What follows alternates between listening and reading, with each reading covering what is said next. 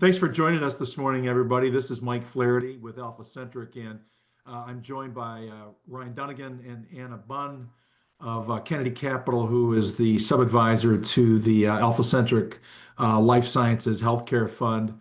Ryan and Anna, thank you for joining us this morning. Yeah, thanks for having us, Mike.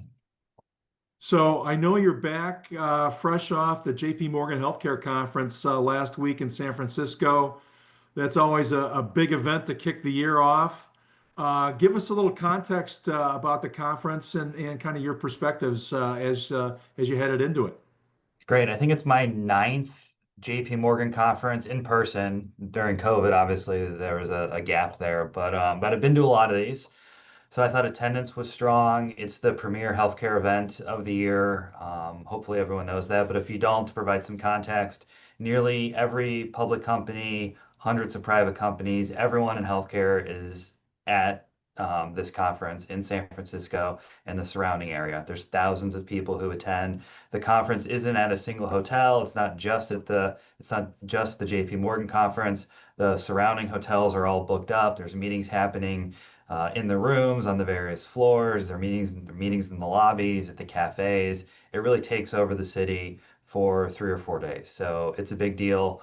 Our team attends. We had over 60 meetings in 3 days. So 60 meetings. 60 meetings. So a very Wow. full slate. We try to do a nice balance of companies that we own that are in the portfolio, and then a bunch of new ideas that we've been interested in. So it's a good time to refresh the portfolio, check in with our companies. There's always changes to the portfolio coming out of JP Morgan, either buys and sells, or especially new additions to the portfolio is always great. Interesting. So, Anna, let me draw you in here. I'm guessing if there was three and you had 60 meetings, that you probably had 20, give or take. Was there one or two that kind of stood out in your mind, and for any specific reason? Yeah, my favorites this year were definitely in diagnostics, and then also some smaller companies that are in the micro cap range that, you start to feel like there may be a little bit of a hidden gem there.